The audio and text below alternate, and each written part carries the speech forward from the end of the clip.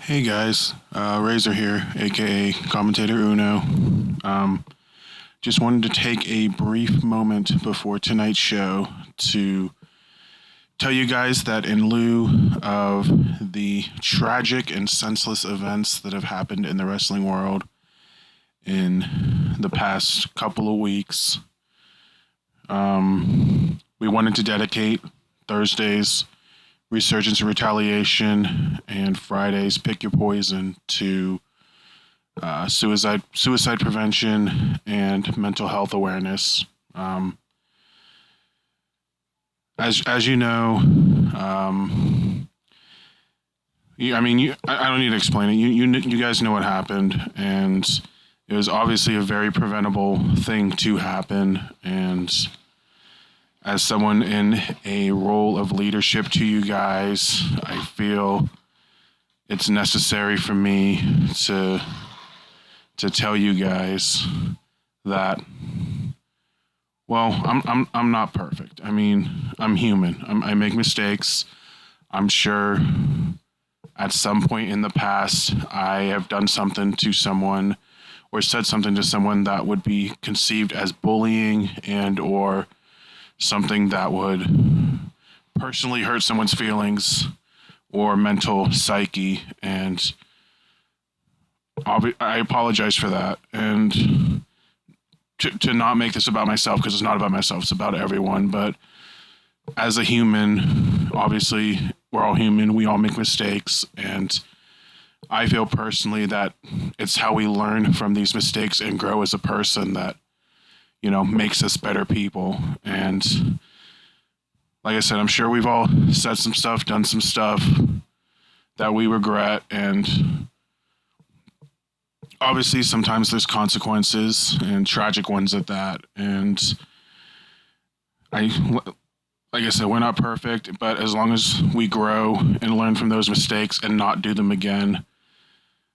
and help others that are in need, that are experiencing that, then I think that's how we become good people.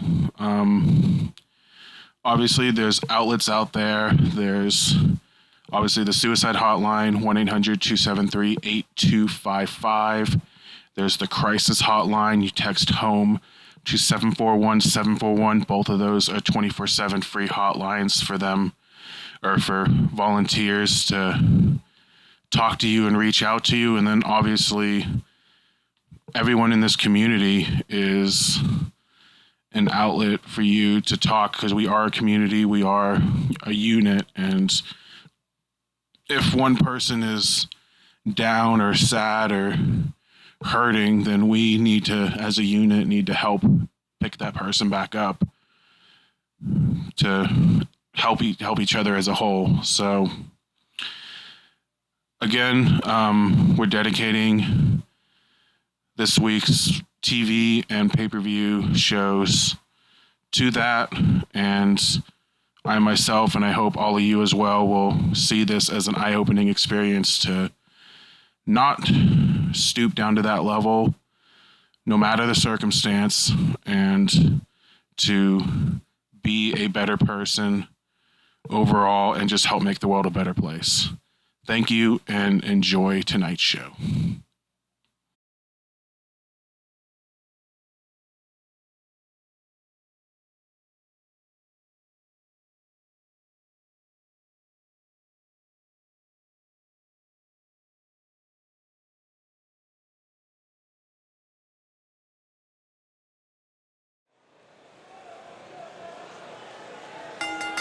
Ladies and gentlemen, this match is scheduled for the RWR United States Championship, and it is a ladder match.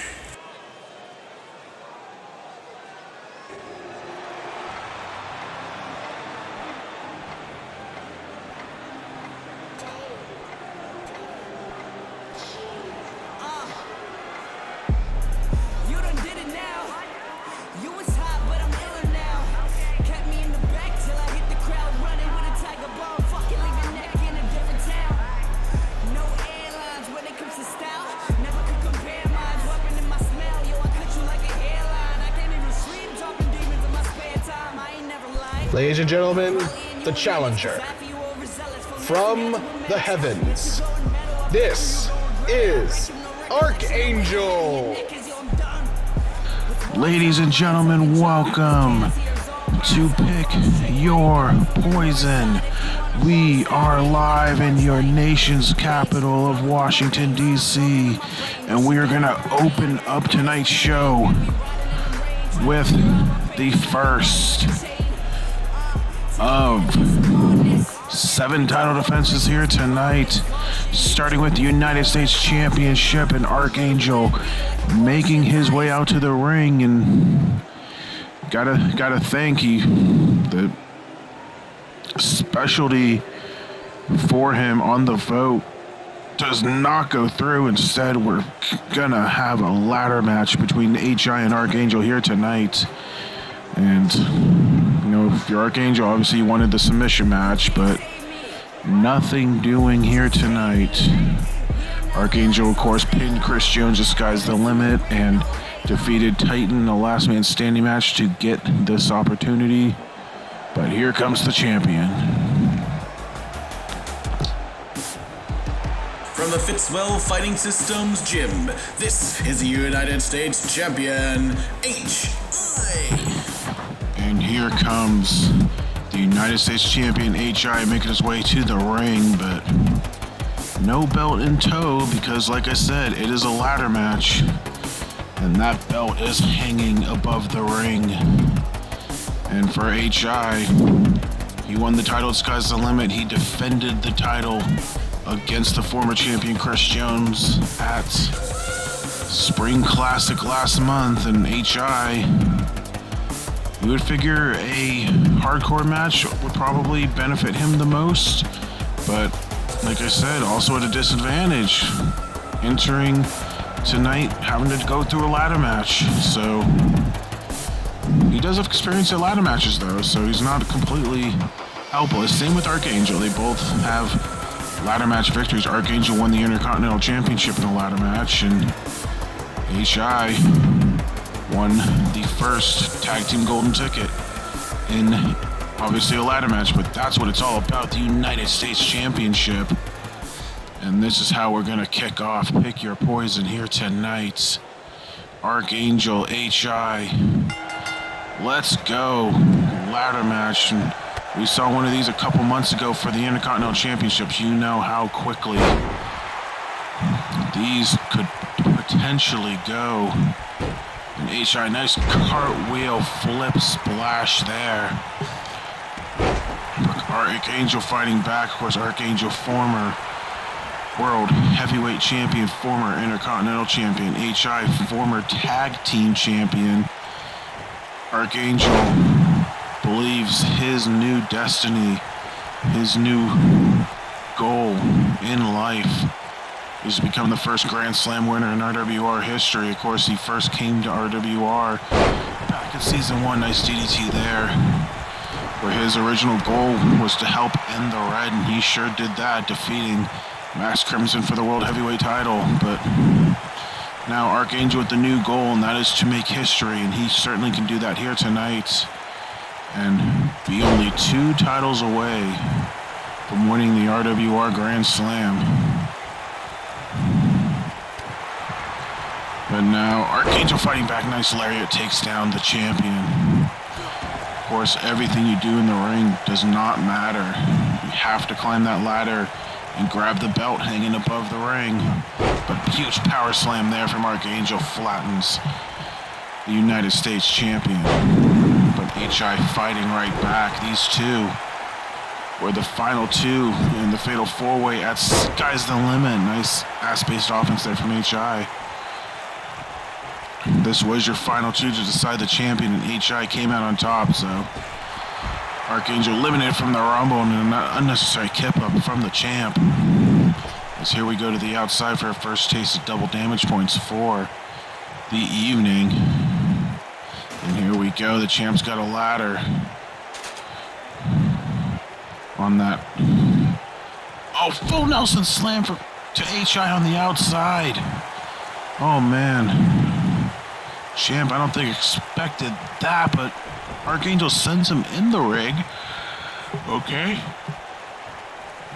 I think I know why. Archangel big splash as HI crumbles to the outside once again, and now Archangel looking to use this as his opening.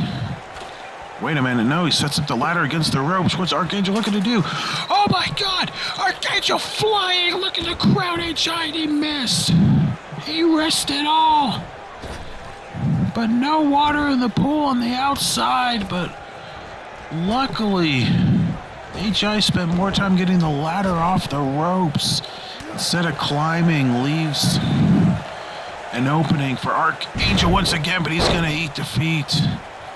But look at where he's set up, center of the ring. You can't set the ladder up with him there. But, the double backflip moonsault does not connect. HI may have clipped him with his leg, but he's up and he's pretending like he hit the move. So we'll go with that. But now the champ has the challenger in the corner. Archangel fighting back, but HI puts him right back in his place and sends him over the ropes. And HI, oh boy, oh no. Oh God, a death DT on the apron.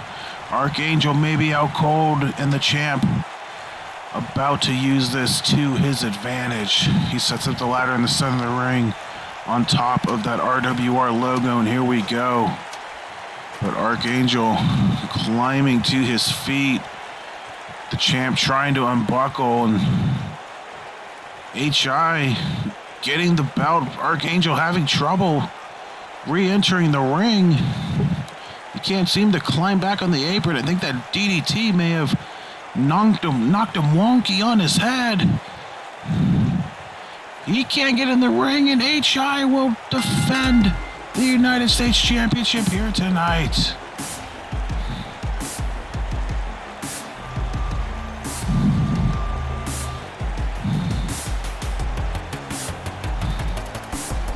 The winner of the match, and still RWR United States Champion, HI.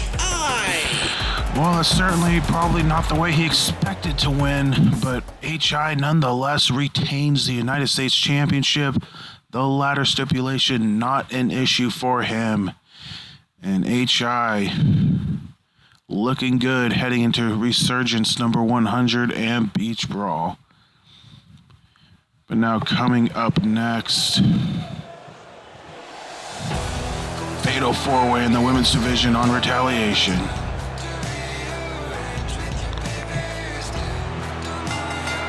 On her way to the ring, the Mermaid Princess of the Rogers Foundation, Hope Rogers. These four ladies have been at odds with each other at the very least this entire month, but even stemming back to April. And now the ultimate match for them. Fatal 4-Way rules. The winner gets a shot at the champion, whoever the women's champion may be, at Beach Brawl. And for Hope Rogers, looking to climb the mountain once again and get another shot at the women's championship. And not blow it this time, but Hope lucky to be even in this match because of this woman right here. From Brisbane in Queensland, Australia, the Violet Queen, Olivia Taylor. It was back a couple weeks ago on Retaliation in one of the preview triple threat matches, Hell in a Cell. It was Olivia Taylor, it was Hope Rogers, it was Apathy, and Olivia chucked Hope Rogers not only into the cage wall, but Hope bounced off the cage and her head bounced off the apron, and she took a nasty fall to the outside, and luckily able to finish the match, but got blessed with the bye week, last night. And for Hope, apparently that was enough for her to recover, because I don't think otherwise she even would have been able to compete because of that.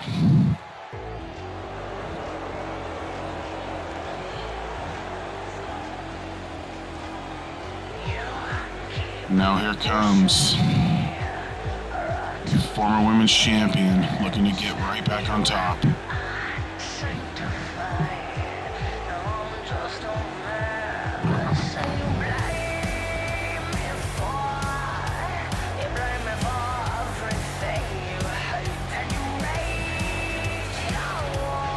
From Atlanta, Georgia, she is the leader of DSM-5, Apathy.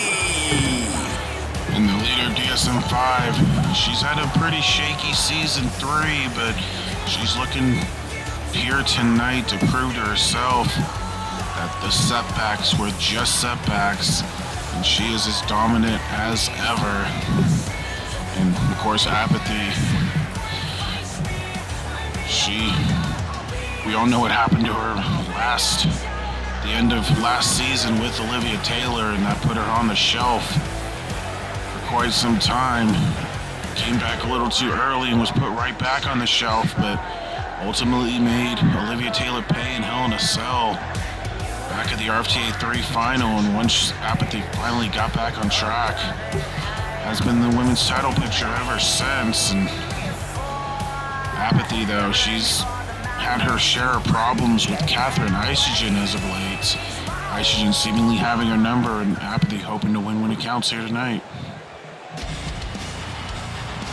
And speaking of, here she is, winners of 2 of the 4 preview matches this month. From Japan, this is Catherine Isogen. And for Isogen, probably ever since her Women's Revolution title run last season, has been at a hot streak in her career. Like I said, she's won 2 of the preview matches, 1 over Hope, 1 over Apathy, and not only that, she pinned Apathy last month at Spring Classic, and beat her one-on-one. So Isogen on a roll, and we'll see what you, the fans, have voted on for this match. It's either Hell in a Cell, Extreme Rules, or a tables match. And the votes are in. The following contest is an Extreme Rules Fatal 4-Way match. Extreme Rules picking up the win. Honestly, not what I voted for personally, but that's what you, the fans, picked. And that's what we're going to see coming up next. Fatal 4-Way Extreme Rules. Winner moves on to Beach Brawl to fight for the women's title. And here we go, an interesting matchups to start out. Hope and Apathy going at it. They've developed some sort of a friendly, rivalry agreement between the two.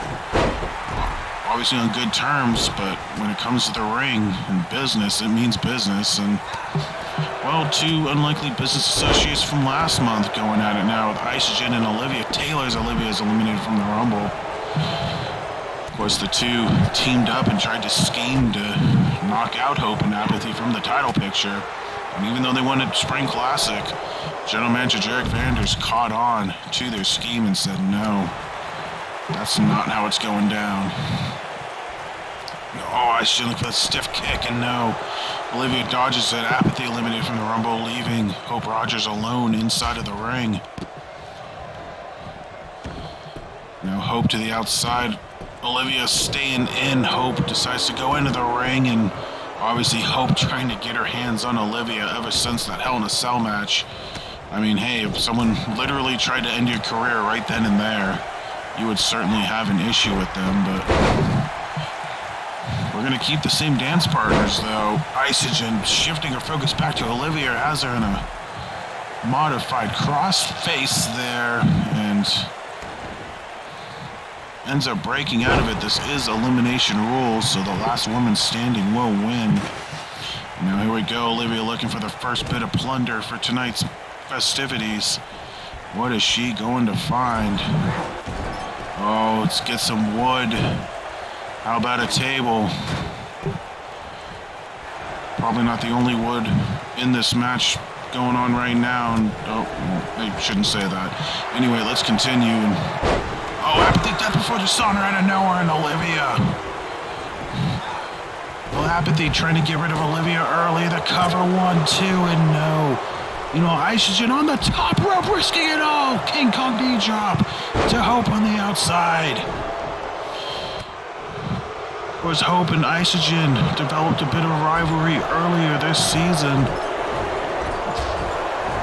as Hope beat Isogen in a #1 contenders match and really hasn't left her sights. And while I went through the Olivia Apathy saga, and there's really not much more need to be said about that, just pure hatred between the two.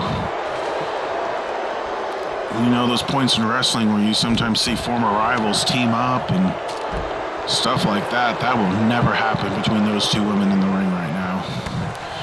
It's a nice neck breaker there from Olivia. Table falling to the outside. Meanwhile, outside the ring, Hope and Isogen going at it for the double damage points. I think Hope, yeah, she pulled out a kendo stick, but obviously not able to use a snake eyes from Apathy. Kevin Nash smiling about that one.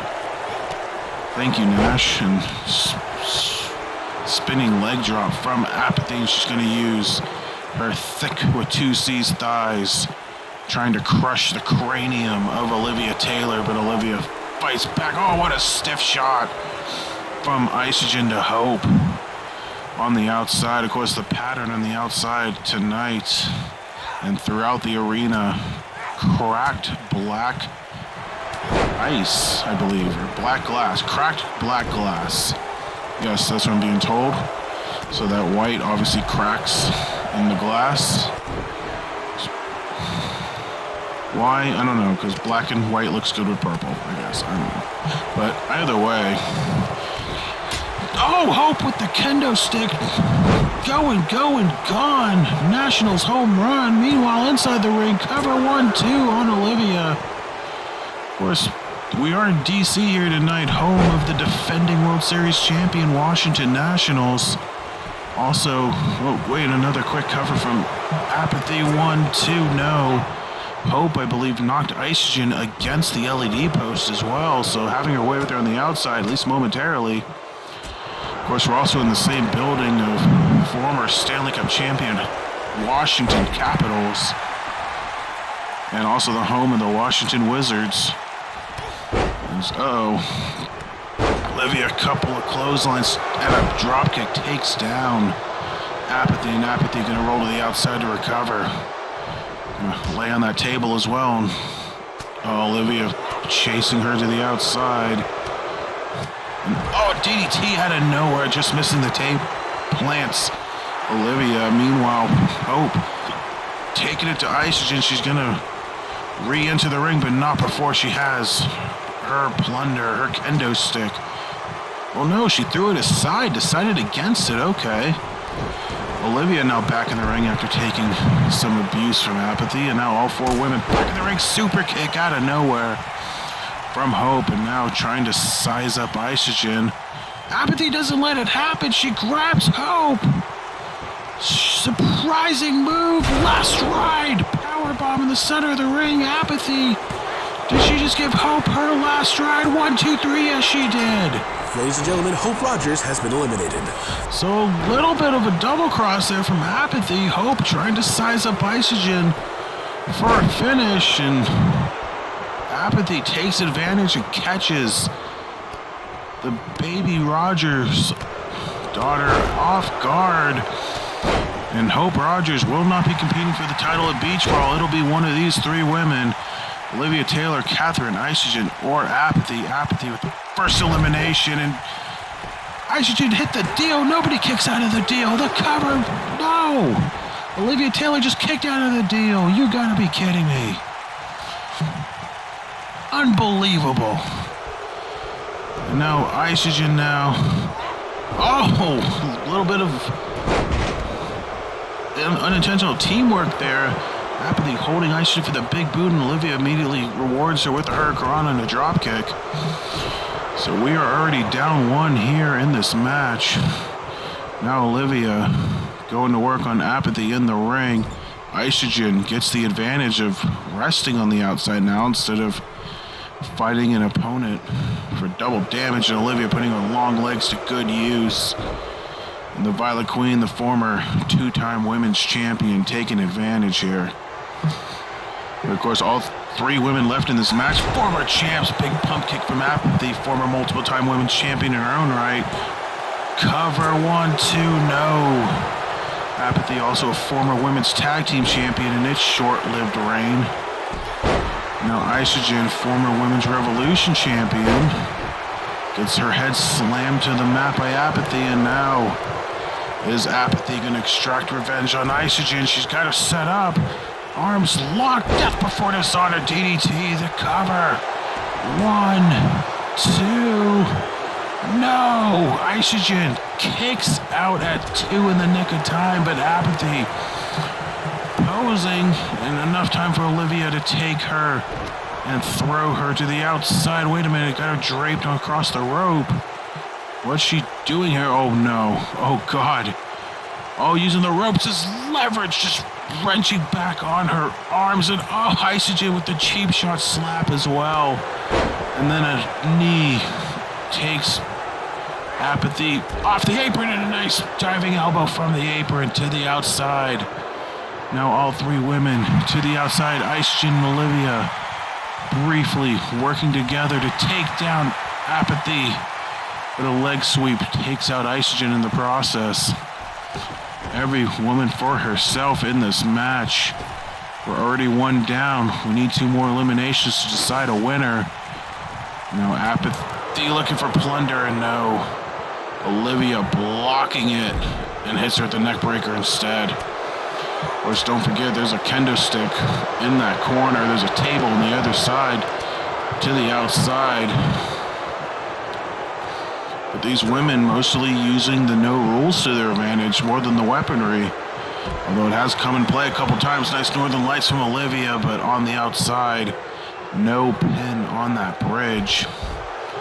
But the Violet Queen taking early, well, not early, we're deep in the match at this point, but a nice set-out spinebuster from Apathy halts Olivia's momentum.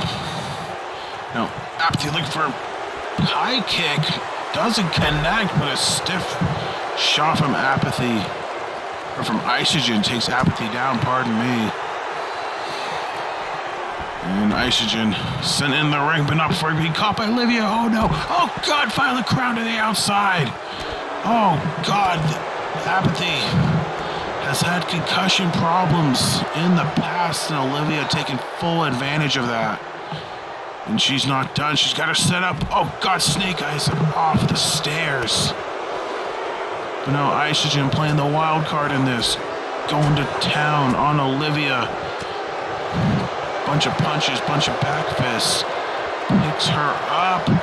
Oh, just slams her against the apron. Apathy trying to regain consciousness at this point. She's really having a tough time right now, but sees Olivia get snake-eyed across the stairs, but then Apathy eats a DDT from Isogen. And the double damage points continue to rack up. This one might be over sooner rather than later. Oh, Olivia looking for her. Oh my God! Gets sent down and lands on top of Apathy. Good Lord. But these women insistent on staying on the outside. Careful of the barricade, one might be going over if you're not careful. Might be a different prize in Souvenir City. This DC crowd's not careful. Don't know if you get to take her home with you, but doesn't look like that'll be the case regardless. Apathy thrown inside the ring. Isogen follows Olivia on the top rope. Hits the elbow drop. Nice distance there. Now Olivia going to shift her focus to Isogen with Apathy out of the picture. Not going for the pin, interestingly enough. Instead, Olivia and Isogen going to go toe-to-toe here. Oh, Isogen is Olivia from behind. Modified Juice Box connects. Looking for the cover. Apathy obviously going to let it happen. 1, 2, no. 2 count only. Olivia kicks out. Now, Isogen just throws Apathy out of the rumble, but she's going to follow her instead of following up on Olivia, giving her valuable recovery time. I would say a miscue there from Isogen, but focusing on Apathy. And Olivia joined the fun on the outside, but Apathy thrown right back into the ring. And Olivia following right in, looking for the quick pin and the steal. 1, 2, no, Apathy kicks out of 2. Steal doesn't quite work. Meanwhile, just everyone hitting everyone. Oh, guillotine out of nowhere on Olivia. Olivia's got nowhere to go. And Isogen inexplicably breaks up the submission. What the hell is she thinking? She did not let Apathy eliminate Olivia. I don't understand that. Maybe they still have some sort of alliance in this match, promising to be the final 2 or something. I'm not sure, but now Isogen, snake eyes on Apathy. I guess Olivia and Isogen had a plan to go to the final 2. Cover 1, 2. No, 2 count only still. Well, I think that plan may have been short-lived because Olivia, a nice back suplex, takes... Well, maybe so, because now Isogen out of the equation, resting on the outside. And Olivia refocusing on Apathy, throws her out of the Rumble. So, Apathy eliminating Hope, maybe a mistake in hindsight. But Apathy holding her own here. Oh, but a big boot from Olivia on the outside for the double damage plays. Oh, just a slap of defiance. Of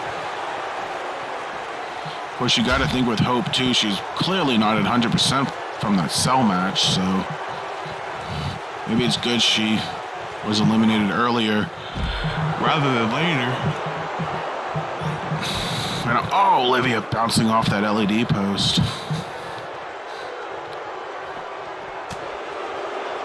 And now back and forth between the 2, and here comes Apathy.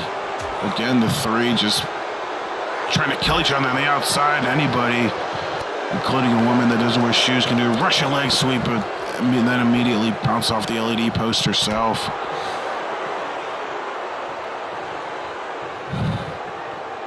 A nice hurricanrana from Olivia.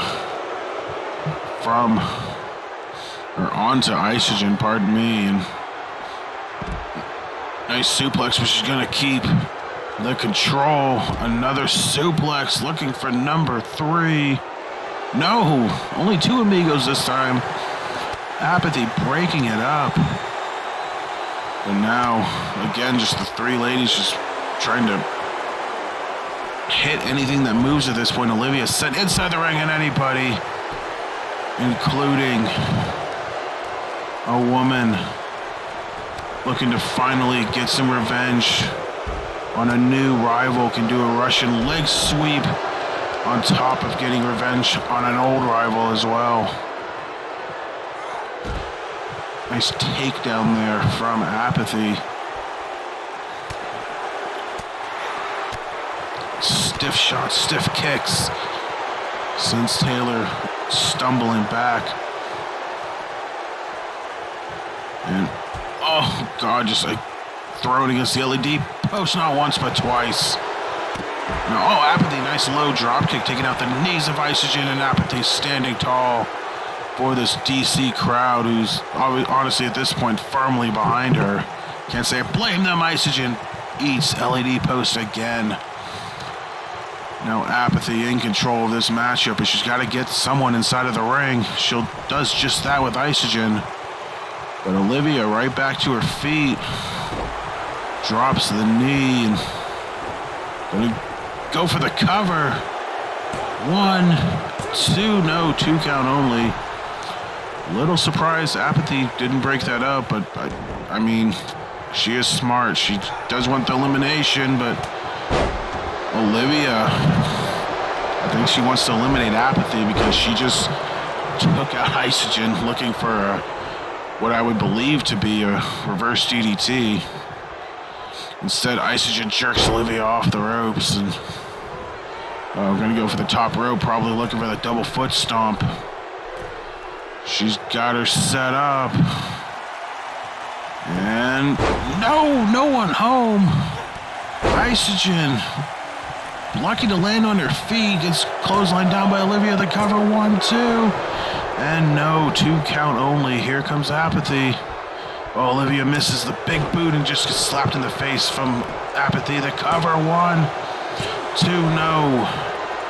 2 counts everywhere in this matchup. It just shows how much Beach Brawl means to these ladies, and even Hope, I honestly believe she would still be in this match if she was 100%, but she's not, and had to pay the price. But these 3 women just going for it in this match, and Isogen in the tree of Joey Lawrence. What's Abby looking to do here? Just choking her out with her foot. Now Apathy, quick cover, 1, 2, no, 2 count still.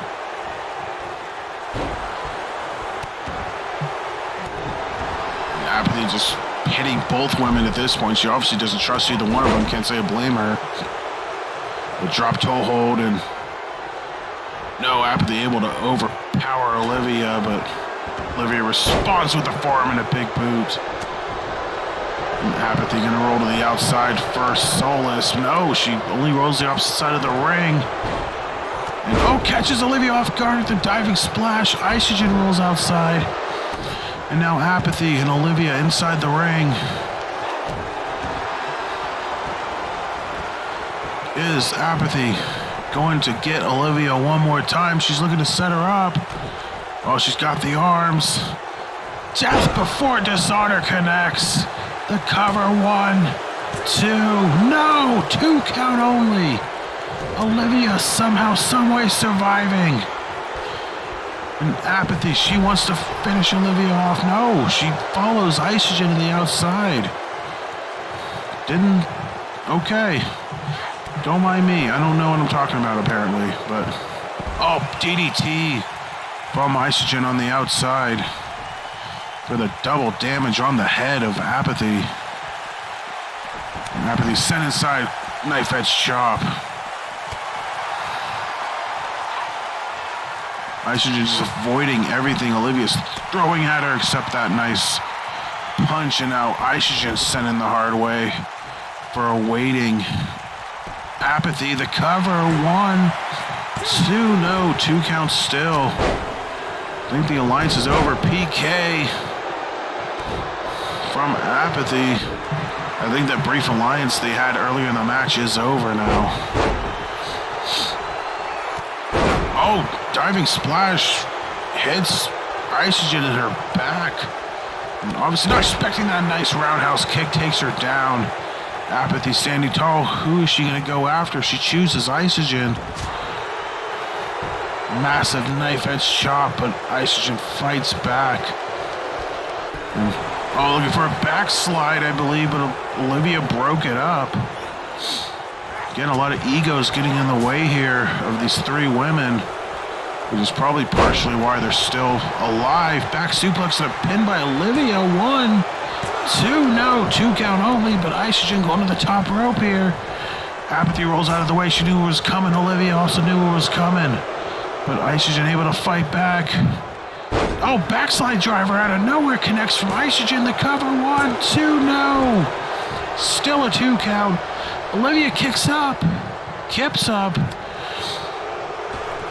and has Isogen on the ropes. Looking for the 3 amigos again, looking to finish off what she started. 2, keeping the shoulder and the arm control, finishing with the fisherman suplex. Now Olivia looking to finish off Isogen here. Is she going to connect? Up and down, Violet Crown connects, but Apathy went after Olivia, probably going for the pin herself, and ultimately may have just saved Isogen in this matchup, because she wanted to be one to eliminate Isogen, but she catches Olivia with the guillotine. Olivia taps out, and that's it. Cynthia Taylor has been eliminated. Apathy catches Olivia with the guillotine. Isogen tried to sneak up to the top rope, but Apathy found her. Apathy's got the arms. Death before Dishonor DDT. Is Apathy about to make a clean sweep? Is she about to finally beat Catherine Isogen? The cover, 1, 2. 3, you betcha, and Apathy is going to Beach Brawl.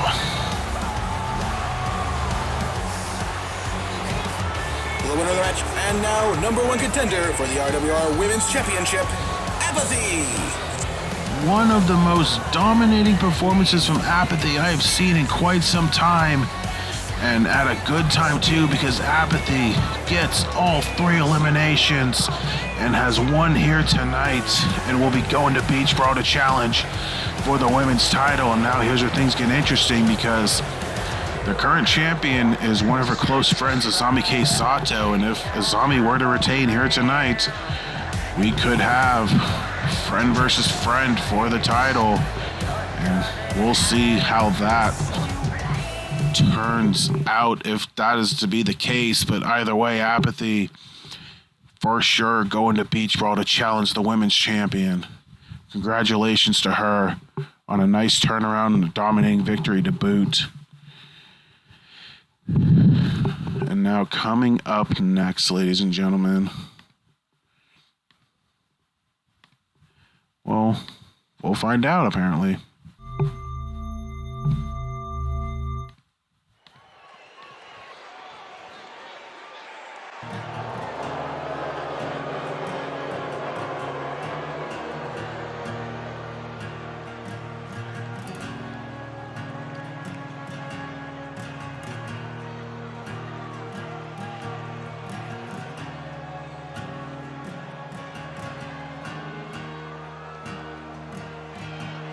There's a crazy moon and up all week, and that's a messing with the things that I think can do. Residing in Windsor, Ontario, Canada, Danny Richardson. Well, what we do know is coming up next is Richardson versus Matthews, and it will be inside of a cage. Just what happens inside the cage is the question, but what a year difference makes for this man. Last year, he was on the poster for Pick Your Poison, and now here he is 1 year later, completely changed and different man.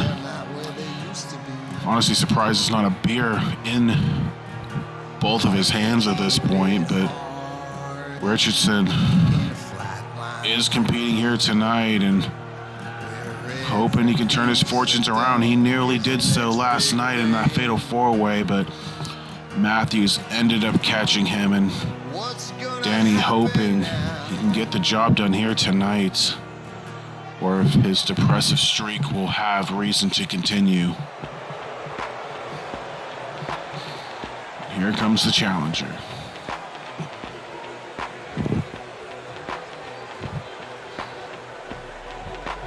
This is how it's gonna be. This is what you think of me.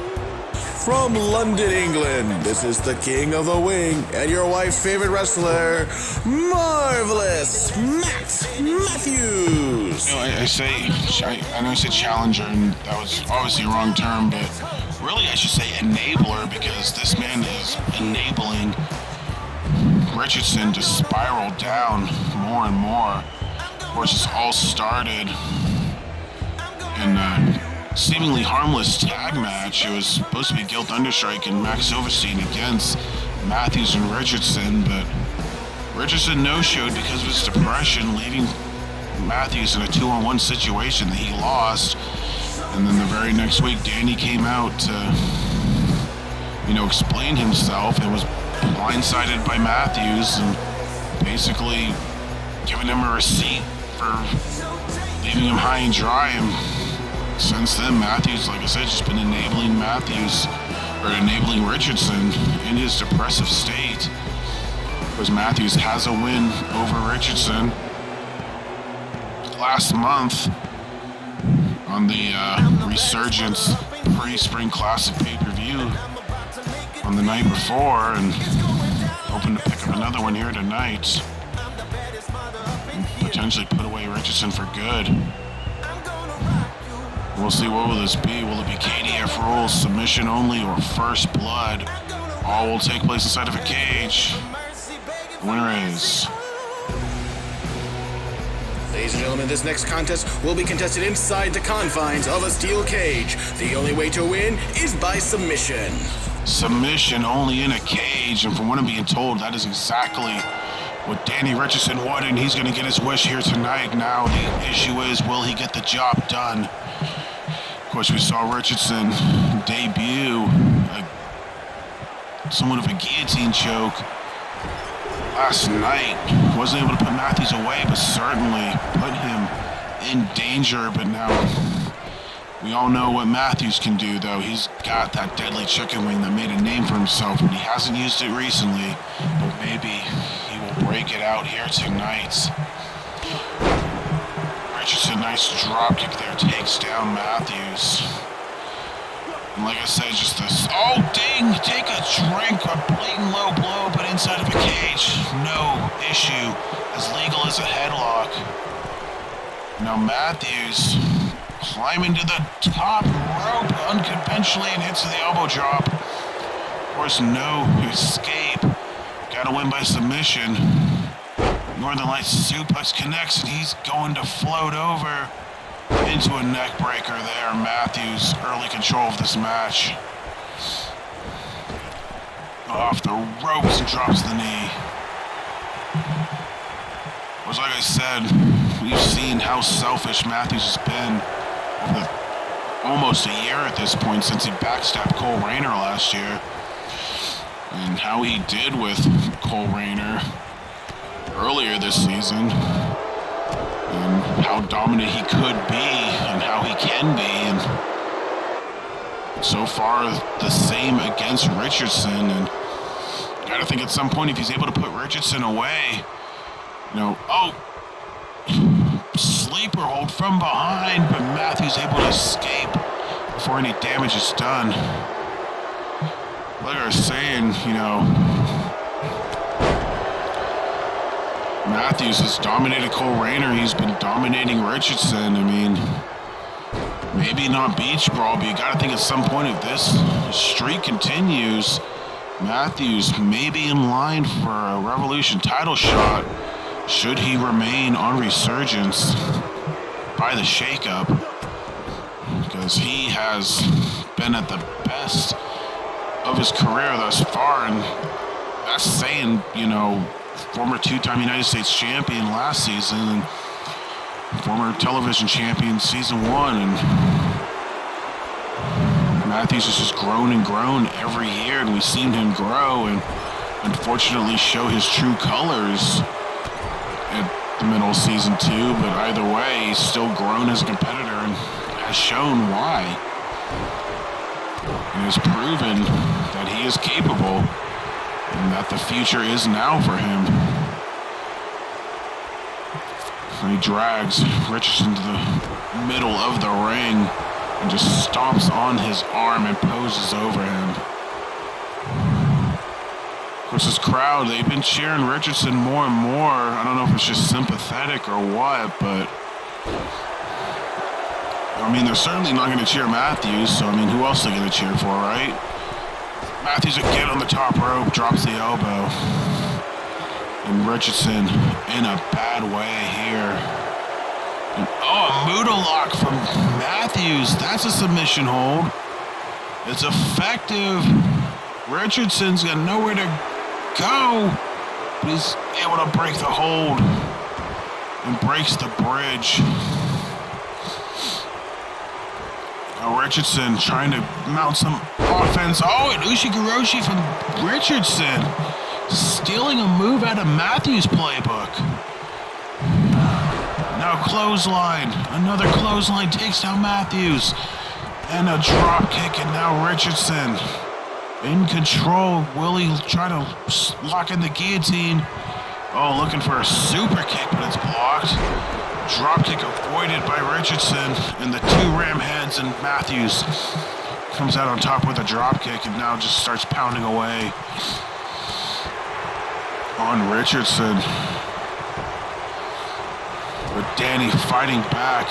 He may be a depressed mess, but he's still got that classic Richardson spirit inside of him. He's got a sleeper from behind, but Matthews fights out of it with a stunner. Probably the only move he even could have made at that point. Uh-oh. Matthews. Angel's Wings connects, and looks like, yes, Richardson has been busted open. First blood sacrifice for the Blood Goddess here tonight at Pick Your Poison.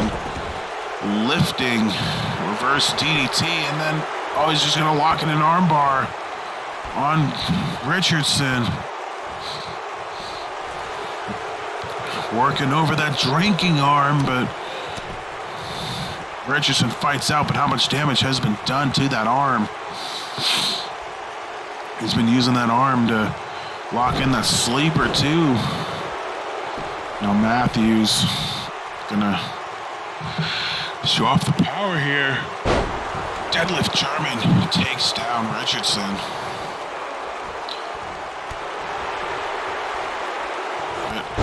Oh, Richardson, I think, was looking for something and caught Matthews' knee instead, right in the dome. Now Matthews, what's he?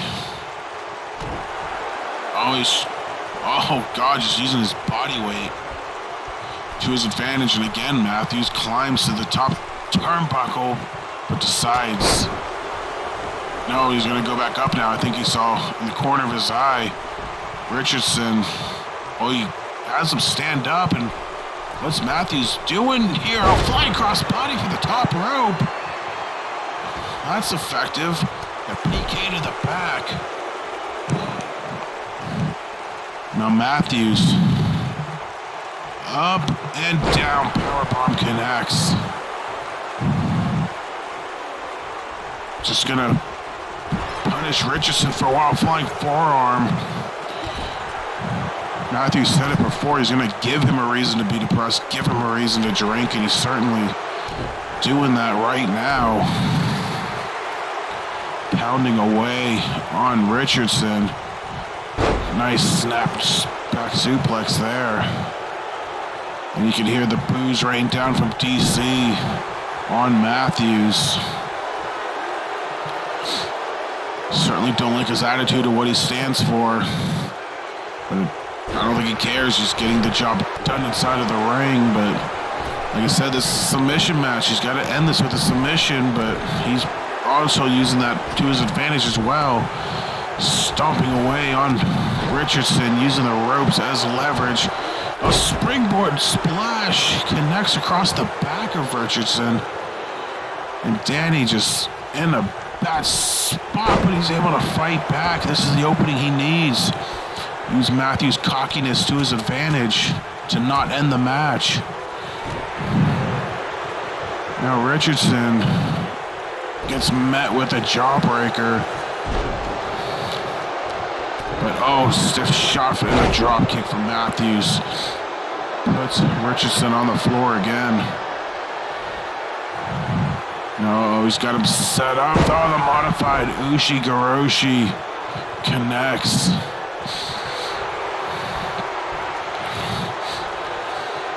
And oh, he's got that armbar.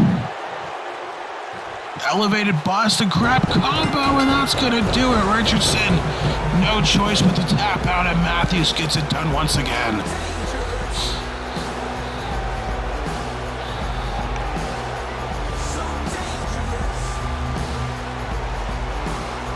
The winner of this match, Marvelous Matt Matthews. Matthews using the confinement to his advantage and just goes to town on Richardson and really never let him fully get out of the gates. And Matthews picks up another win over Richardson here tonight.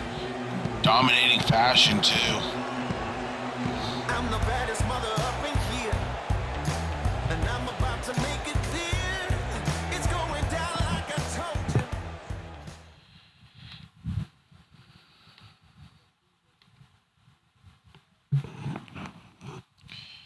All right, coming up next, let's see what's on the docket. Yes, who will advance to Beach Brawl, number one contendership on the retaliation side of things. First and second place advance. Those are your choices for the teams. Who made it to DC. Well, this one's no surprise. I kind of expected this. Fans agreed.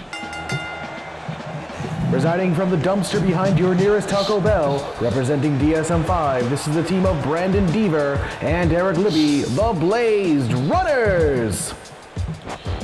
Blazed Runners into this match.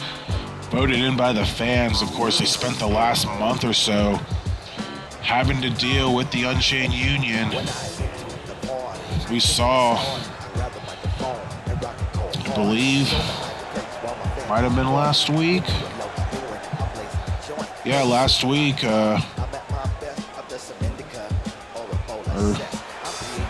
I'm sorry, my clock's all over the place. Yeah, well, last week there was a fatal. Oh boy. Well, I'll get to my point after this.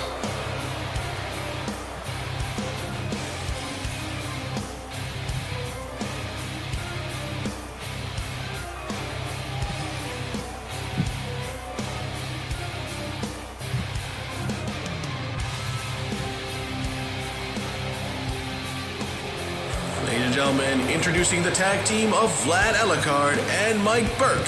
They represent the Unchained Union. Well, just when I thought the Blaze Runners might have had a chance to escape the Unchained Union, here they are somehow, some way, got their way into the fan vote here tonight.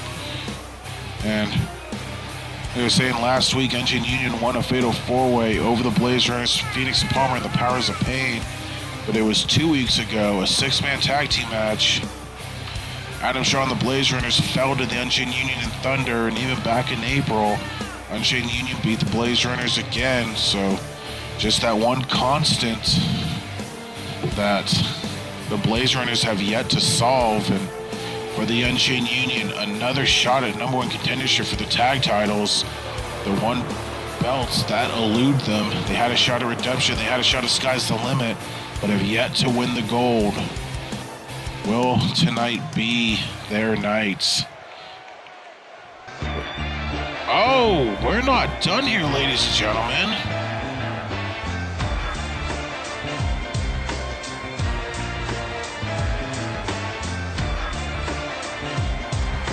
Ladies and gentlemen, this is a triple threat tag team elimination match. The winners will be crowned the Retaliation number one contenders to the tag team titles. From the border of New Mexico and France, this is the team of Devil Pyro 4 and El Pollo Loco. Team Fuck Yo Mess. Well, you just saw the results. We had a tie for second. The Blaze Runners obviously running away with first, but Unchained Union and Team Fuck Yo Mass still popular with the crowd apparently, winning second.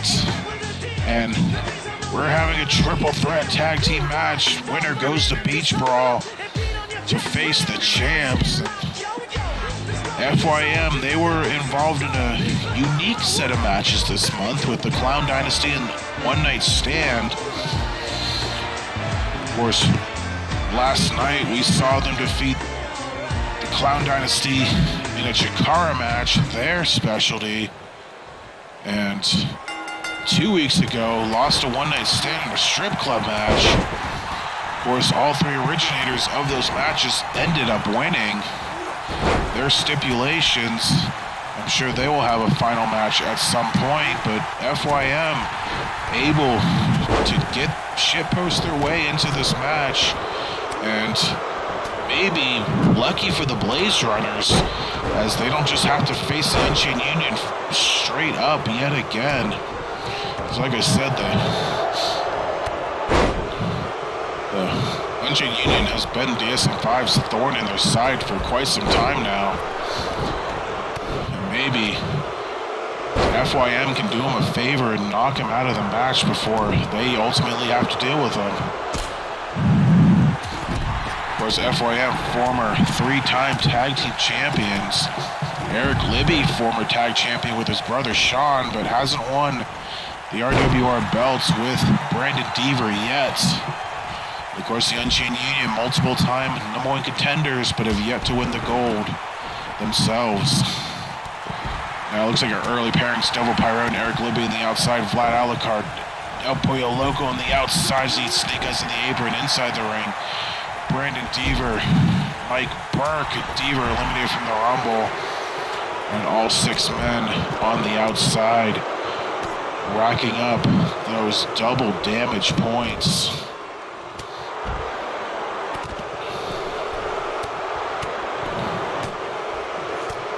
And now, double pyro, nice. Hurricanrana from the top rope, taking out Eric Libby.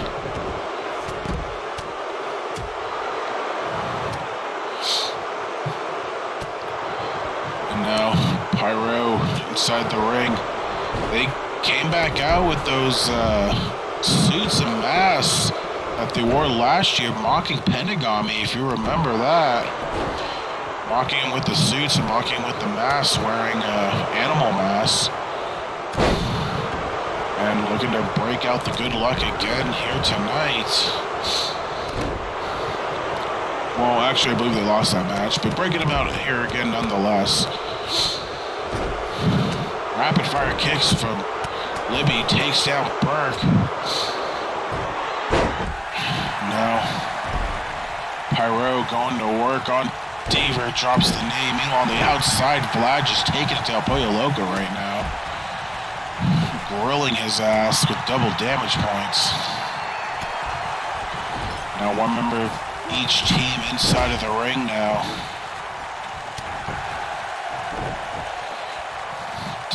Obviously, Team Fuck You Mask, the real wild card in this match in more ways than one, but definitely in this match because I think everyone expected the Blaze Rangers to get in. I mean, it showed with the polls. And number 2 was still kind of up in the air, but Unchained Union able to pull it off. But not only that, but Team Fuck You Mask, like I said, just snuck in there. Popularity still standing for them and their shenanigans. And maybe they can steal one here tonight. Now, Libby on the outside. El Pollo Loco just taking a beating by Vlad Alucard at this point. Another DDT to El Pollo Loco, and Deaver having his problems with Devil Pyro and Mike Burke. The two obviously have something in common, and that is the French language. And currently using that to team up on Deaver. The roll-up, 1, 2, no, 2 count only. Of course, this is elimination rules. Spear from Vlad takes out Pollo Loco, but EPO rolls to the outside. Deaver eliminated from the Rumble. Burke following suit. Pyro doing the running man and then takes out Vlad while he's not paying attention. But here comes Libby to join in on the fun. But yeah, like I said, elimination rules, so it's not one fall like the Fatal 4-Way matches you saw last night, but one partner eliminated, that'll do it for them in this match. The other one's gotta go. Deaver, the 8-second ride connects on Double Pyro. Can he steal one here? The cover, 1, 2, no, 2 count only. I think ultimately broken up by Libby from that body slam from Vlad that broke up the pin. Now all 6 men in the ring now. El Pollo Loco is taking a beating on the outside. Now Vlad going right back to work on him. Uh-oh. Has the Boston Crab locked in. El Pollo Loco able to break it though. But, oh, nice spinning elbow there, and Vlad to the apron, leaving FYM at an advantage. Not for long though. Double Pyro shifting his focus on Vlad Alucard. Nice cartwheel by EPL, okay, but oh, Deaver hits him with a drop kick. Now here comes Libby as well. Double Pyro rolls out, and Libby follows and Vlad follows, so we'll have a 3-way going on the outside. Inside the ring, Brandon Deaver and Pollo Loco going at it. Quick cover and APL, 1, 2, no, 2 count only still. Nice PK from Burke, and EPL on the outside, and the inside, he's a clothesline from Deaver. Quickie roll up from Double Pyro and broken up by Libby. Of course, the winner of this match will advance alongside the winner of the Resurgence match to take on whoever the tag team champions may be at Beach Brawl, either Recoil or Razor Sharp and Just Insane. In the triple threat match for the belts. And now all 6 men in the ring now momentarily as Burke rolls the outside. Now Libby working over Pyro there. Oh, what's Eric Libby looking to do here? And he hits him with a drive-by kick. Double Pyro leaking a very fun and happy red substance from his face as his sacrifice to the Blood Goddess.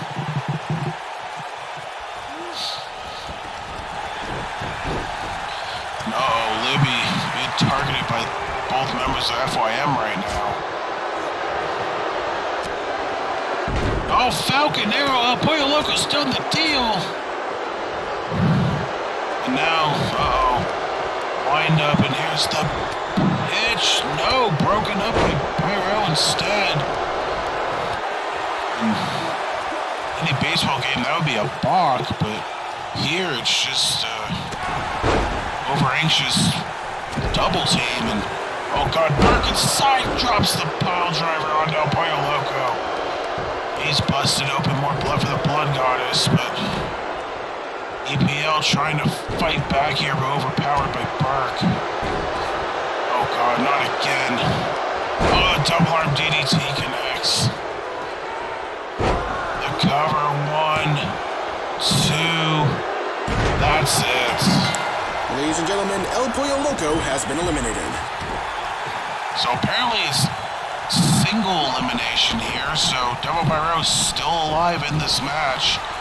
Could still win it for his team, but obviously not going to be looking good in the process. Shooting star press from Deaver and Vlad, the cover, 1, 2.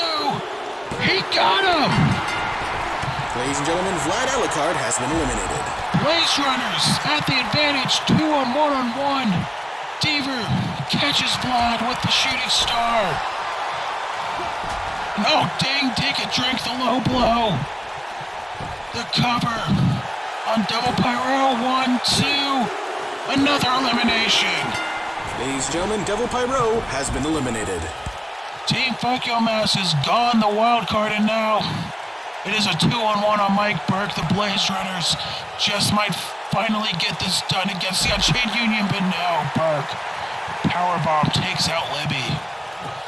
But now essentially a handicap match at this point in time. Can Mike Burke get the job done? Or is this the Blaze Runners' night to finally overcome the Unchained Union? Deaver bouncing off this table, and a dropkick takes out both members of the Blaze Runners. Impressive new move there from Burke. Excuse me, sends Deaver in the ring to no luck. Vlad trying to look on, but he's forced to leave. And now Burke, poor little French-Canadian boy, he's in trouble here. It's dumped to the outside. That's not how you win, but it is how you inflict more damage. As Double Pyro slowly makes his way to his feet and has to leave the ringside area. Team Fuck Yo Mass, the wild card in this match, certainly had a good shot, but did not win here tonight. It's come down to the Blaze Runners, it's come down to the Unchained Union, but only one half of the Union. Mike Burke in trouble. Like I said, essentially a handicap match here against the Blaze Runners, who've had their trouble with the Unchained Union for nearly 2 months now, if not longer. Can finally get one up on them at the most important time in the rivalry, with Beach Brawl on the line. A running knee takes out Burke. Now Libby continuing to wail. Burke again eliminated from the Rumble, and Diva going to celebrate. Like I said, they're not careful. Burke might catch one of them, and it'll be one-on-one. And oh, Libby busted open on that wayward elbow. More blood for the Blood Goddess. But Libby instead trying to turn him over. Boston Crab on the outside. It's not going to end the match. It's certainly going to hurt. And Burke able to power out though. Diva just recovering on the outside. Watching on. As, oh, he caught the Irish whip and sent Burke on the inside instead of Libby. Here we go again, 2-on-1. Diva going to the top rope.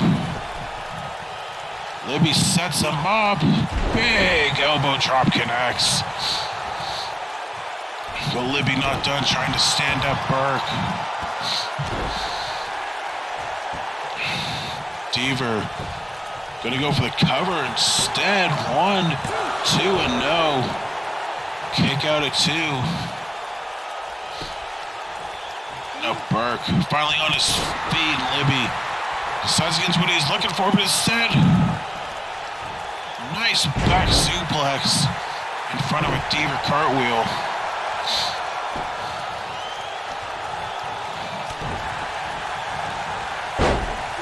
Now a fist drop there from Brandon Diva. How are they going to finish off Mike Burke here? Libby to the apron again, trying to stand up Burke. Diva just continuing to kick his ass. Does months of pent-up frustration. But Burke fights back with the arm crusher there, but Libby from behind, tilt-a-whirl reverse DDT, connects. Not going for the cover though, instead Diva stands him up, catches him off guard, has him against the ropes and drapes him across Brett's rope. What's Diva looking to dial up here? Big running knee across the face.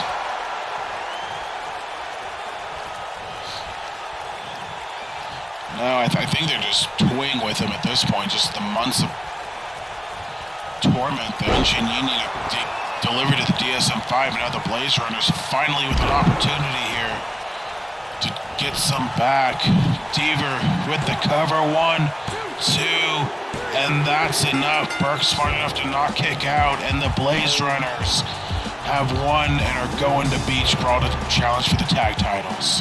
The winners of the match, and now #1 contenders on the Retaliation brand for the RWR Tag Team Championships, the Blazed Runners. Libby and Diva get the job done. They won the vote and they won the match in impressive fashion.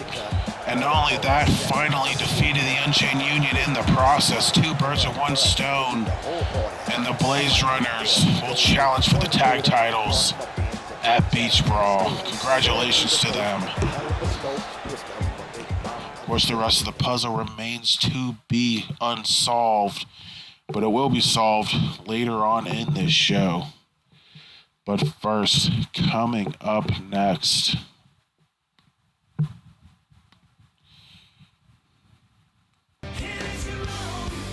our second title match of the evening. Abigail challenges Hikaru Hime for the Women's Revolution title. Will it be a first blood match, a tables match, or KDF rules? And you, the fans, voted. KDF rules picks up the win. So we're going to lock these two inside of a cage. Submission KO gets the job done. The following contest is scheduled for one fall and is for the RWR Women's Revolution Championship.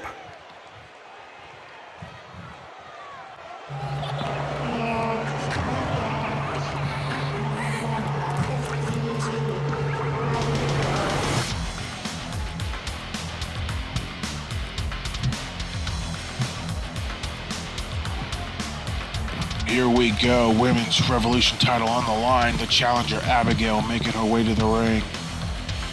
She is a former women's champion, won at a beach brawl last year, but then lost a month later to the woman she is facing here tonight in Hikaru Hime. And now Abigail looking to return the favor against Hikaru here tonight. Almost a year later, but the roles have been reversed.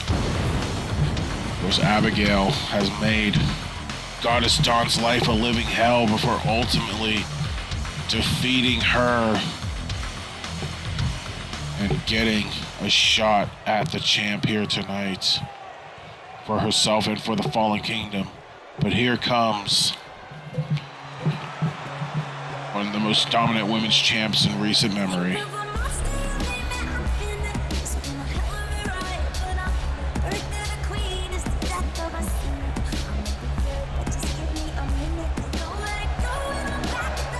The Women's Revolution champion, Hikaru Hime. She won the title from Goddess Dawn back at Collision Course and has turned away Haley Shepard, has turned away Bella.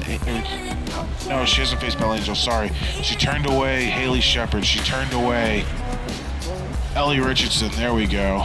Bella lost the belt to Dawn. I had my title confused a little bit, but let's do it again for soundbite purposes. Hikaru Hime, the Women's Revolution champion, has turned away Haley Shepard. She's turned away Ellie Richardson and looks to add another defense to her title here tonight against Abigail.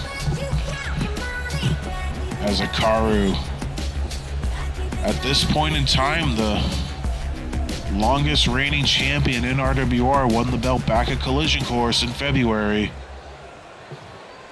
Hoping to extend her reign Introducing first, again. the challenger. From an undisclosed location representing the Fallen Kingdom, Abigail.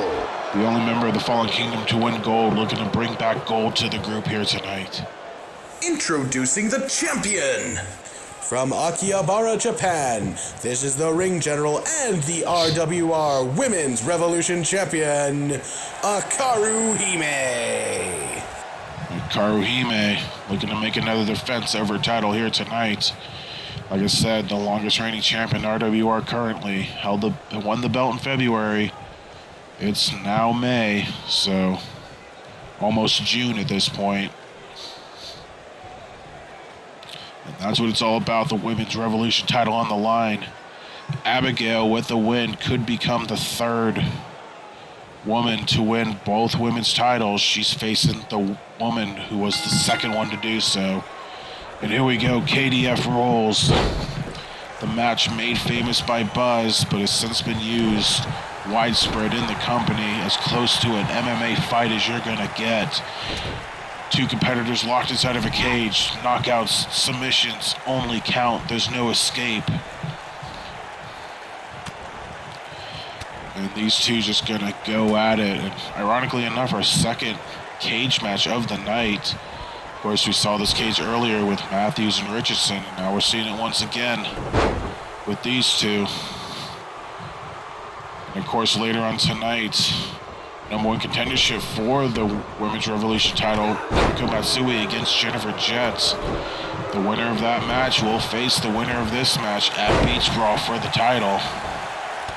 A lot of interesting combinations between all four women, but we'll see who gets the job done. Now Hikaru going to work on Abigail here. Of course, Abigail's gonna have the size advantage.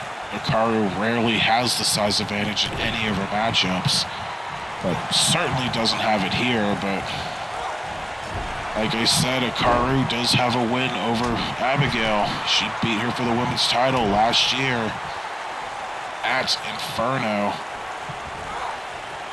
I believe she won a Beat the Clock challenge on a special women's only episode of Retaliation to get the title shot and got the job done. Back when the women's championship just refused to be defended. It kept changing hands over and over. Because Hikaru would lose the title the next month at Phoenix Cup to Olivia Taylor, who finally broke the streak at Supernova. And now the streak itself has been lifted in general because we've seen two pretty dominant reigns from Adeline Ward and Azami K. Sato, who defends her title here tonight as well. But like I said, and also in defending the title has been Hikaru Hime. As I said, the longest reigning champ currently in RWR, looking to extend that here. As Hikaru on the top rope, I'm not sure what she's looking for here. Turns around, big flipping, just front flip, takes down Abigail. And now going to work on the lone female member of the Fallen Kingdom, who was victorious at Sky's the Limit after targeting Goddess Dawn to drag her into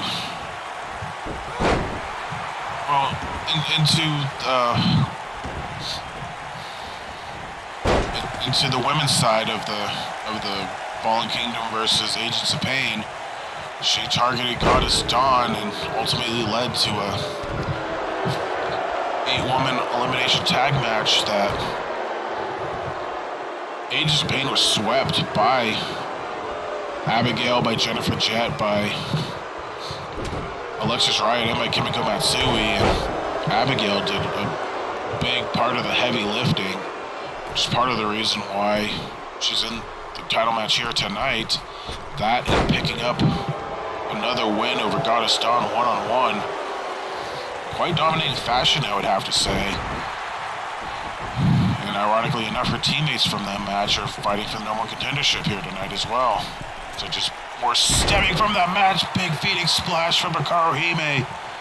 Connects on Abigail, and the champ in control here, but now Abigail trying to fight back as best as she can. Hikaru, nice neck breaker again, grounds the larger woman. And well, she's got her by the arms, looking for the motorcycle mama submission. Gets it in, wrenching those arms back in a position they don't need to be in. Now Hikaru looking to end this one early. She's sizing up Abigail, trying to knock her head off. No, it's blocked. Abigail, oh, the big pump kick instead. Able to block the buzzsaw kick that's put away many a people. But now Abigail in control here. She's got the champ up and puts her down. Package pile driver connects. Sit out variety, but Hikaru fighting back here. Oh, nice. Guillotine DDT taking down the Amazon. Size not a factor in this one. Skill taking advantage, as it tends to do. Hikaru proving it here tonight once again. Not saying Abigail's not skilled, she is, but Hikaru showing why she is and has been the Women's Revolution champion. Now she re-enters the ring and eats a code breaker out of nowhere. Desperation move more than anything from Abigail, but it gets the job done. And now fighting back a couple of shoulder tackles. She gets thrown over the ropes and now climbing up the turnbuckle and crowns Hikaru, the challenger, looking to get revenge on Hikaru here tonight. Hikaru took her title last year. Now Abigail looking to take Hikaru's title here tonight. Another pump kick flattens Hikaru, but again, and oh god, just throws her into the side of the cage. But again, pinfalls mean nothing. If pinfalls meant something, this match might have been over by now. It's knockouts only. It's submissions only. I don't know if either one of these women have a submission in their arsenal. Oh, a flipping kick. Just a backflip takes down Hikaru.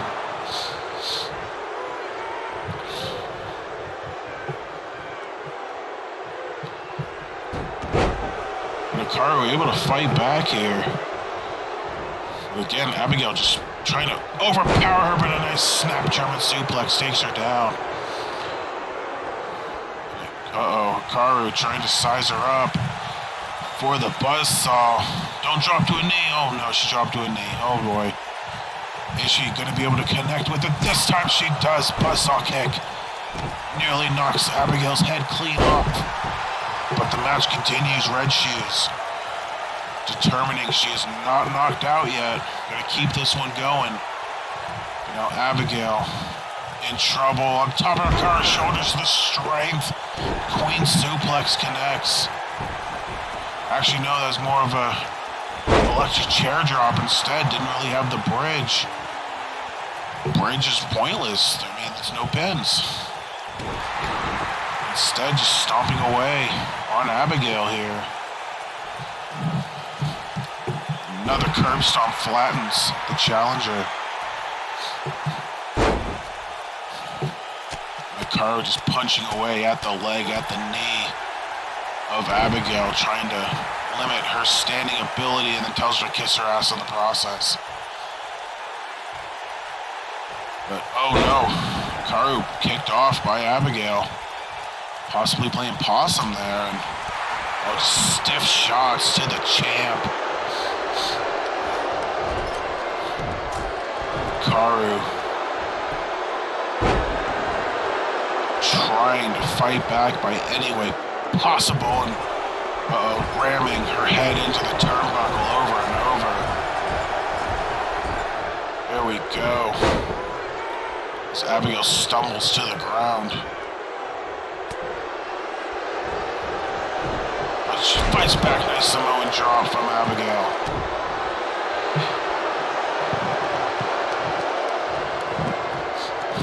The challenger doing a lot of taunting to the crowd here.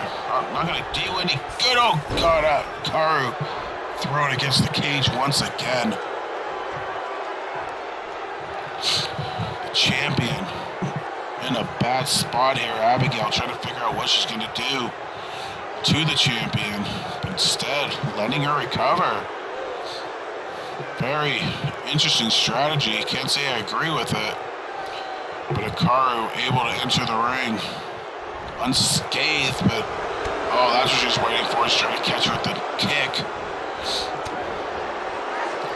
But Hikaru trying to fight back. Oh no, I was just saying to no avail. She catch her with the leg sweep, and the backflip connects. But not enough for Red Shoes to call off the match. You can see him watching from the outside. Here we go, repeated curb stomps now to the challenger. And oh, just mocking her. That's Hikaru's game. She loves to do that. And hey, if you're winning, why not? But that kicks that sends her back certainly isn't going to help. And oh, for the third time in this match, thrown against the cage wall. This time head first. And now just center of the ring. Repeated elbow drops to the leg, to the knee of the champion, Hikaru Hime. Oh, a big pump kick takes her down, but apparently still alive in this match. Hikaru climbing to the top here. What's she looking for? Oh, another Phoenix Splash connects on Abigail. But it's not enough. She's still alive. Front flip cartwheel connects. Hikaru not done. She's climbing once again to the top rope. Stands her up. Another cartwheel connects. Taking down Abigail, but Abigail fights back with the knee. And a front flip of her own takes down Abigail, or takes down Hikaru. Abigail hurt herself in the process. Hip toss now. continuing to work over the champ. Women's Revolution Championship on the line here. And it's already becoming one of the longer KDF matches I've seen in history. Oh, guillotine DDT connects, but no, still not done. Still no knockout. I mean, we saw a KDF Rules match a few weeks ago. Buzz took care of Carter in, single-digit time, but this one's still going on. Just shows you how important the prize on the line is for both of these women in this match. Karu sizing up her challenger, going to go for the Queen Suplex. It connects. Again, more of a electric chair drop because of the no pin rule. No need to bridge, but effective nonetheless. Meanwhile, Karu, big girl senton, and that'll do it. Referee calls it off, and Karuhime retains the Revolution title once again. The winner of the match and still RWR Women's Revolution Champion, Karuhime. Karu gets it done with the Queen Suplex Big Girl Senton combo. And the champ retains once again. A big win for her. And it looks like she'll be going into Beach Brawl as the champ. Of course, that's assuming, nothing. She doesn't have to defend it. Retaliation 100, or Resurgence 100, pardon me. I mean, it's possible, but either way, big win for her. And now coming up next, another title match. Intercontinental Championship on the line. Who will face Jay Era for the title? One of these 6 men. Who did you, the fans, vote for? Ladies and gentlemen, this matchup is scheduled for one fall, and it is for the RWR Intercontinental Championship. Here comes the champion, Jay Era. Oh, look at that. And Kobe Bryant gear here tonight, looking to channel his inner Black Mamba here tonight to retain the Intercontinental Championship.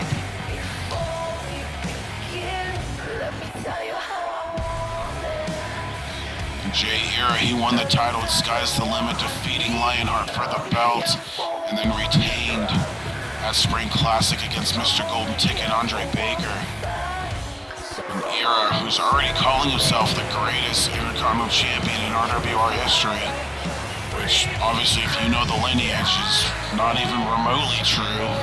It's not only DJ Kraft, but even Travis Sanders. But Era, he's got one defense under his belt, and that's all marathons start with one step. But he has to face the challenge of trying to defeat an opponent that he does not know who it is. Can Era get the job done? Or will whoever the fans voted for shock the world and win the Intercontinental Championship? But let's see, who is it? Who did the fans vote for? Oh! There you go, ladies and gentlemen. Opportunity of a lifetime for Kenji, who's getting ready to dab on the haters.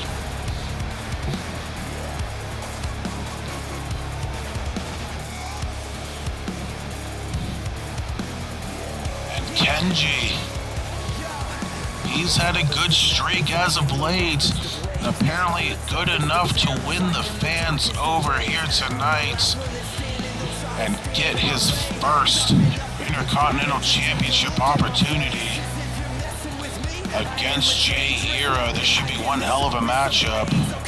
2 of the youngest and brightest in RWR. Kenji, like I said, former Kimikogun member with the opportunity of a lifetime here tonight to etch his name in history. But he's got a big mountain to climb, and that mountain is the Spotlight Jay Era. We'll go down in the ring for introductions, because that's what it's all about. Introducing first, the challenger.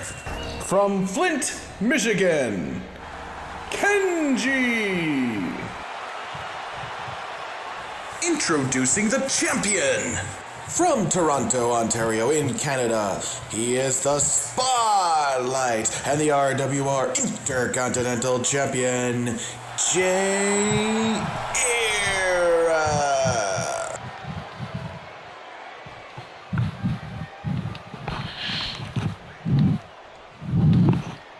And Jay Era hands off the belt to Red Shoes, potentially for the last time. And Kenji looks on, knowing what the prize is. That's what it's all about, Intercontinental Championship. Will Kenji be able to etch his name in history, or will Era continue to etch his own history? Here we go. And no color noble tie-up, just Era right out of the gates going to work on Kenji. Kenji wearing the silver with the black and white trim here tonight. Era in the Laker colors, yellow with the purple and white trim. As Era tries to overpower Kenji here. But Kenji, nice hammerlock. And Era reverses it and takes down Kenji, wrenching on the arm. A little bit of chain wrestling to open up here. But Kenji now, again, working the arm. I wonder where you learned that from. Putting it to good use regardless, but Era takes him down with a nice flipper forearm, but Kenji fights back with an uppercut. Kenji, again, the arm-based offense, putting his tutelage and Kimiko Goon to good use here. You gotta think his former stablemates have to be watching on. Kenji was drafted to Retaliation in the offseason. They didn't want to see Kenji go, but he left. And he's been doing all right on his own, using whatever tutelage he had under his belt to his advantage. And it all led to this opportunity for the Intercontinental title. Quick cover from Era and only a 1 count. Of course, Kenji won with the fan vote, but you gotta think the way how successful he has been, he probably could have earned the shot himself either way. But Kenji on the outside trying to regroup. Era not going to let him, immediately following him to the outside. Oh, sends him off the apron there. And here comes the double damage points. Taking out the knee. Era sends Kenji right into the ring again. This is uncharted territory for Kenji. This is, I believe, overall his first title match ever in RWR in the 2.5 seasons spent here. No, Kenji trying to grab the arm of Era, locking in that arm bar, but no, Era able to wiggle out, able to escape near danger. And Era swats aside Kenji, and a nice Northern Light suplex connects. Era, of course, won. He rocketed his way up the Intercontinental Championship rankings, won the title at Sky's the Limit with the successful Spotlight challenges, and used it to his advantage, and has been champ since March. But Kenji, could he catch the champ off guard with no planning into this match? So far, it's been pretty even thus far, though. Era, nice enziguri, takes out Kenji, and Kenji back to the outside to regroup. I guess he quickly regroups, he's right back in the ring, but Era able to catch him off the ropes, drops down, and hits him with the drop kick. And the champ again in control of this matchup. And no, Kenji counters with a nice drop toe hold takedown. He's got to try to mount some offense at some point, but no water in the pool there. The champion uppercut takes down Kenji. And big pancake flatliner there, and the champ in full control of this match, proving why he's the reigning and defending Intercontinental Champion. as he looks out to the sea of adoring haters. The cover one, only a 1 count. Kenji kicks out. This crowd, they may not like the dabbing of the Fortnite dances of the millennial bullshit, but they are rallying behind Kenji either way, hoping the young kid gets it done. The young veteran takes down Era. I believe he's been busted open. I have to get a closer look. Yes, he has. Blood sacrifice for the blood goddess. And gets put in a half Boston crab in the process. Kenji nowhere near the ropes. He's got to fight out of this one. And he's able to. And a nice PK there into Kenji. Trying to find an opening to go to work on the Intercontinental Champion, Jay Era. Oh, nice Northern Lights suplex. No bridge, though, but effective nonetheless. And Kenji. Clothesline takes down Era. Another clothesline takes down Era. Ducks the clothesline himself and takes down Era once again with a clothesline. Kenji. Oh, super kick out of nowhere. Connects. But Era catches him with the head scissors. Playing possum to his advantage. Proving why he is the Intercontinental Champion. But Kenji, no slouch himself. Season 3, his best season in RWR to date. Obviously could cap that off with an Intercontinental Championship win here tonight. He's got Era. Uh-oh, he's got him draped on the apron. Up. Oh, the spike pile driver using press rope as leverage. That's been Kenji's bread and butter in his career. Is that going to get it done? The cover 1, 2. Oh my God, it is Kenji. Kenji has done it. He has won the Intercontinental Championship.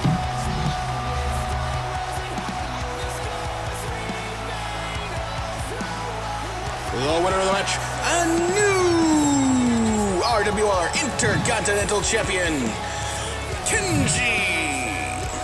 Ladies and gentlemen, I am at a loss for words. I didn't expect that to happen. Kenji caught Era with one of his Brett's rope elevated spike pile drivers. And just like that, Kenji, yes, Kenji has won the Intercontinental Championship. Congratulations to him. What a hell of a win for him and a career-defining moment. Unbelievable.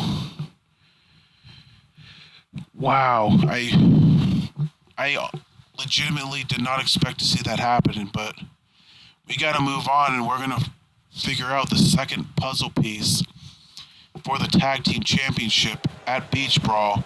Two of those teams you just saw on the screen will compete in the #1 contendership match here tonight, and here's for team number 1.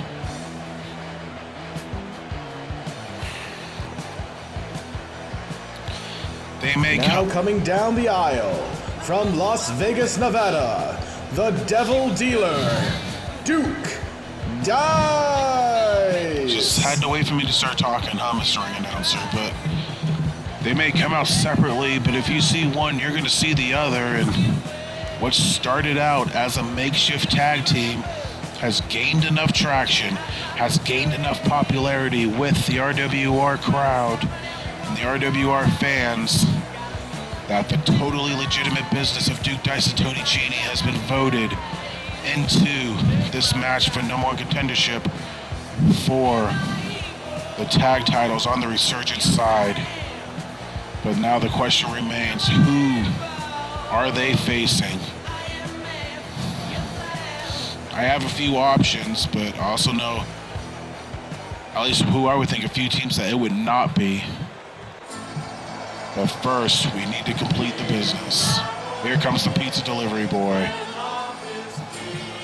From Cherry Hill, New Jersey, the pizza delivery boy, Tony Cheney. Delivers pizza by day, pain at night, and the pizza delivery boy, Tony Cheney.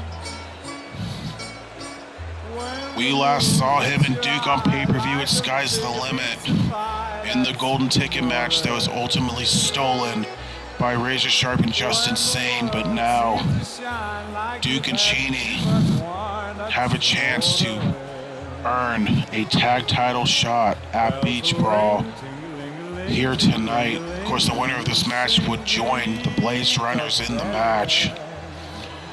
And now we await who will Duke and Cheney face here tonight. When the stars make it blue, just like a pasta fatul at when you dance down the street with a cloud at your feet, you're in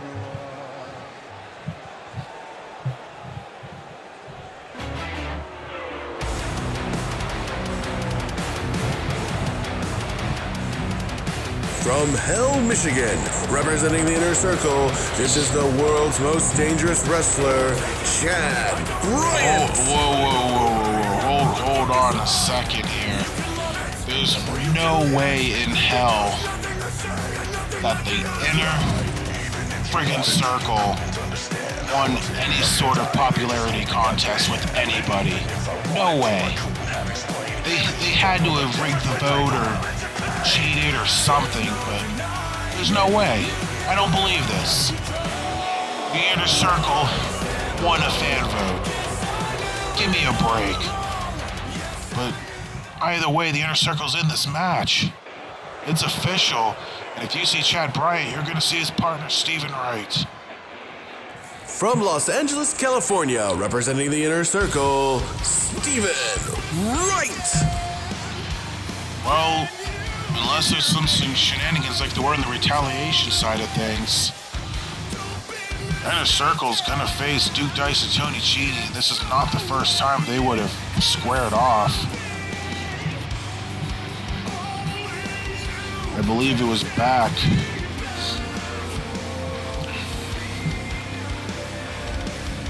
if they really have been facing off since April.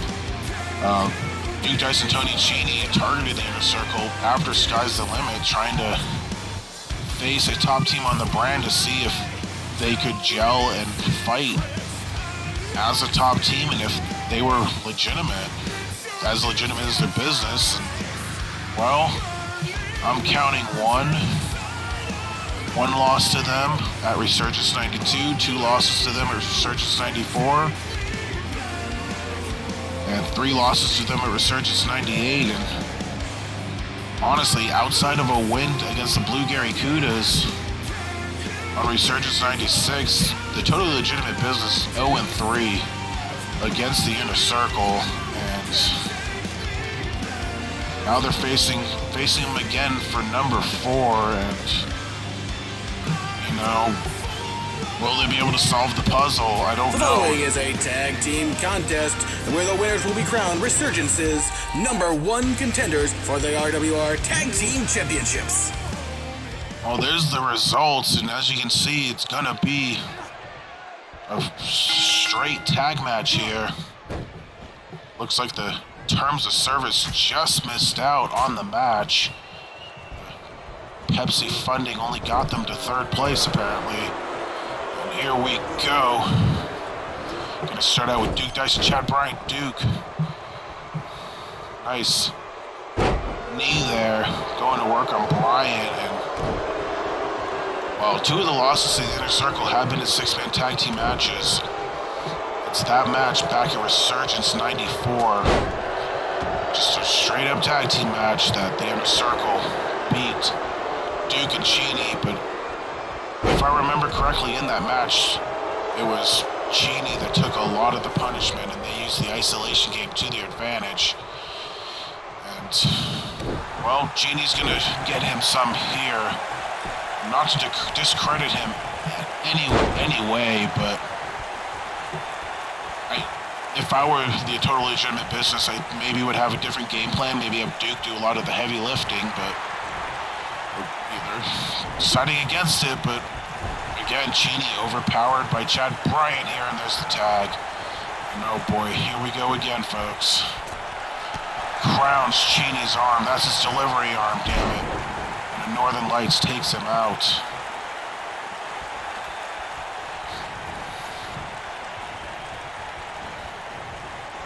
Now Cheney again sent in the wrong corner, but Cheney fights his way out, but to no avail. And now Stephen Wright gets taken down by Cheney. Like I said, Cheney's going to be the difference maker in this match. He was ganged up on in their first encounter, a spinning elbow there. Cheney's got to be able to withstand the inner circle here in this one. If TLB wants a shot at going to Beach Brawl to wrestle for the tag titles. Nice back elbow from Cheney, just staggers Stephen Wright, but a hard clothesline in the wrong corner puts him down again. And now Wright, rolled up by Cheney out of nowhere, the cover, 1, 2, rolled over, 1, only a 1 count.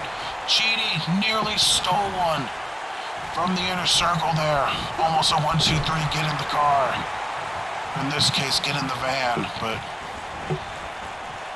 maybe in Duke's case, get in the limo. I don't know. I don't know who's drove here tonight, but either way, Duke just flipping Cheney over on top of Bryant. Hit a motherfucker with another motherfucker, and that's exactly what he did. But the Hollywood-style arm drag takes down Duke. What's Wright looking for here?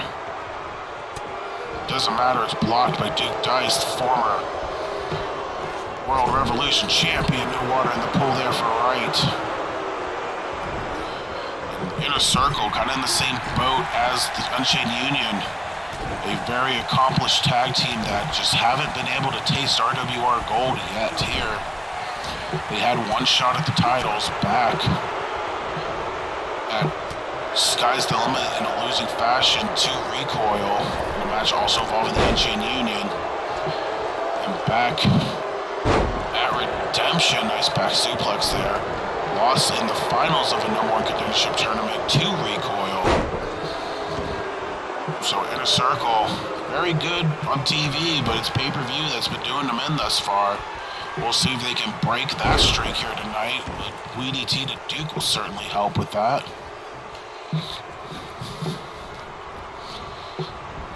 And now, Wright gets, just a big sledgehammer from Duke. And Duke, the experienced veteran in this match, going to work on Stephen Wright, wailing away on him. Off the ropes and takes him down, tilt-a-whirl backbreaker, connects. Duke, like I said, nothing against Cheney, but this is how the totally legitimate business is going to win this match. Nice power bomb there, but he's going to make the tag to Bryant. Here we go again. But TLB's got to use the experience to their advantage. That experience is Duke Dice, another sledge. Takes down Bryant. From behind. Hits him with that backbreaker. The cover. Only a 1 count on Bryant.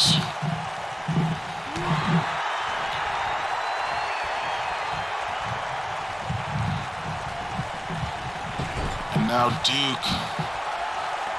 Look at that emphatic tag on Cheney, just showing the big teamwork from the two. Powerbomb into a JKO. That's a hell of a move. Right, nowhere to be found. The cover, 1, 2, no. 2 count only on Bryant, and Inner Circle, the pay-per-view curse continuing for them. They are in deep trouble right now. But, a shoot German suplex from Bryant will certainly change that.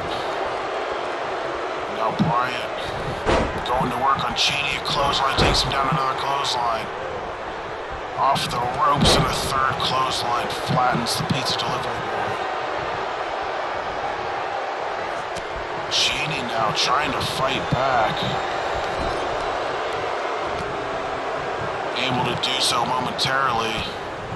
And sends Bryant into his own corner. Another spinning elbow doesn't connect, but Cheney still able to at least attempt to put the offensive back on Bryant, but Bryant able to block it, and power to good use, picks him up and puts him right back down. Deadlift powerbomb. Now Genie again in trouble here. Like I said, a very capable wrestler, but when it comes to the inner circle, just very unlucky against them. And the inner circle just using him as their personal punching bag to their advantage. And here we go again. Genie in trouble, needs to make a tag in the worst way. But Bryant, he knows what he's capable of. He's not called the world's most dangerous wrestler for nothing, but Genie fighting back. Chops his Bryant into his corner, and there's the emphatic tag again. Uh-oh. Are they looking to reverse rolls? Power bomb up into a JKO once again. Impressive double team move, the cover. 1, 2. Oh, ho, ho, ho. Bryant kicks out in the nick of time, and lucky for him too, because well, Wright making no effort in trying to break up that pin and nearly lost it for their team, but Bryant able to tag out to Wright as Duke trying to get back to his feet in his own corner.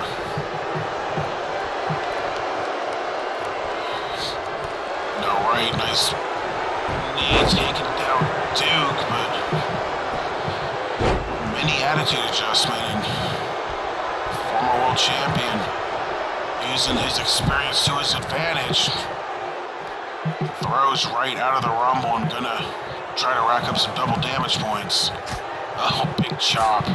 Chop him. Chop, chop, chop. Having to chop off, but no. Duke with the reversal there, but Wright going back to work and sends Duke back on the inside. Wanted no part of that, can't say I blamed him. And okay, he's gonna tag in Bryant. I don't think that was a smart move, but he's gonna do it regardless. Bryant certainly the weaker of the two, and Duke taking full advantage of that. Oh, he hit him with the Falcon Arrow. Duke does hit the deal. Nobody kicks out of the deal. But Bryant able to get up to his feet before Duke could pin him. Probably good thing for the inner circle. Nice backbreaker there from Duke. And you know what follows that up. No! Looking for the deal breaker, but Bryant able to fight out. Oh, MDK out of nowhere, knee to the face. Duke busted open. Cover, only a 2 count. Genie able to break it up. Now Red Shoes taken out by Wright in the inner circle. Gonna take advantage. Both members of the Total Legitimate Business down and out. Red Shoes trying to get him out of the ring. I don't think Genie is much of an option right now. He's trying to get back to his feet. Duke now getting to his feet as Bryant just watches on. Proud of his work, but that gave Duke a little bit of an opening as blood streams down his face. His sacrifice to the blood goddess, and he was the double team. Oh, stiff chop across the chest of Duke.